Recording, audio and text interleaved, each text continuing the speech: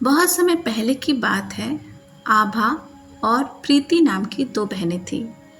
आभा बहुत अमीर थी, परंतु प्रीति अमीर नहीं थी। प्रीति वृंदावन में रहती थी। एक दिन आभा अपनी बड़ी बहन प्रीति से मिलने के लिए वृंदावन गई। आभा में अपने पैसों को लेकर घमंड था, पर प्रीति ऐसी नहीं थी।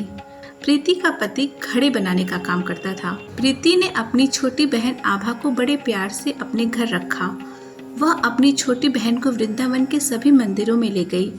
वहां उसने उसे श्री कृष्ण के दर्शन कराए और उनकी महिमा के बारे में बताया।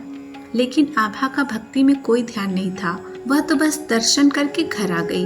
अब आभा को अपनी बहन प्रीति के यहाँ रहते हुए कई दिन हो गए थे, इसलिए उसने अपनी बड़ी बहन से कहा, मैं अपने घर वापस जाना चाहती हूँ।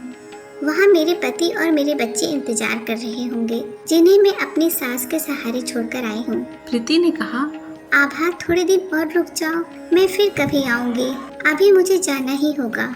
आभा को जाते समय प्रीति ने एक घड़ा उपहार के रूप में दिया। आभा को घड़े का उपहार अच्छा नहीं लगा। उसने सोचा कि कोई घड़ा भी उपहार में देता है, इससे अच्छा तो ये पैसे ही दे देती। और बड़े अनमने मन से आभा उस घड़े को लेकर अपने घर के लिए रवाना हो गई। घर पहुंचकर उसने उस घड़े को अपनी रसोई के ऊपर रख दिया। अब उसे अपने घर आए हुए कुछ दिन बीत चुके थे। आभा के गांव में पानी की समस्या हो गई। सभी नदियां और कुएं सूखने लगे। पैसे होने के बावजूद भी आभा को पानी की समस्या हो रही थी। एक दिन आभा कुएं पर पानी भरने गई। पानी के लिए धक्का मुक्की होते हुए आभा का घड़ा फूट गया। वह बड़े उदास मन से घर आ गई। फिर उसे अपनी बहन के दिए उस घड़े की याद आई।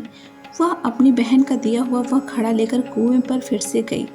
अब भीड़ भी कम हो चुकी थी और वह आराम से पानी भरकर घर ले आई। गर्मी से बेहाल पति को जब उसने उस घड़े से एक गिलास पानी दिया तो इतना शुद्ध और मीठा पानी पीकर उसका पति चौंक गया और बोला, यह अमृत समान पानी तुम कहाँ से लाई हो? यह तो किसी कुएं का पानी नहीं लगता। यह पानी मैं कुएं से ही लाई हूँ।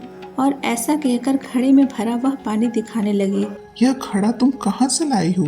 कि जब मैं वृंदावन से वापस आ रही थी तो यह घड़ा मेरी बहन ने मुझे एक उपहार के रूप में दिया था। उसने उस घड़े का पानी सारे दिन खूब इस्तेमाल किया।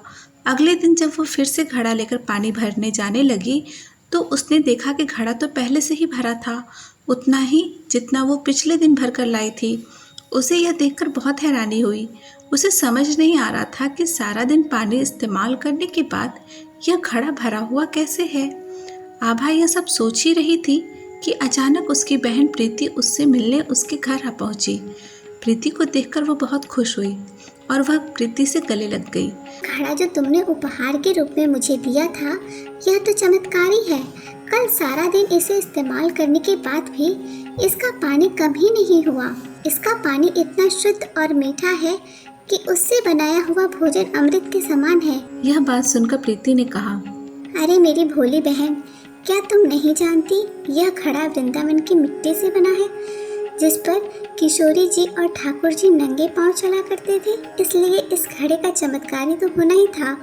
इस घड़े के रूप में साक्षात किशोरी जी और ठाकुर जी के चरण तुम्हारे घर में आए हैं। यह सब सुनकर आभा बहुत शर्मिंदा हुई कि वह इस उपहार को मामूली समझने की भूल कर रही थी।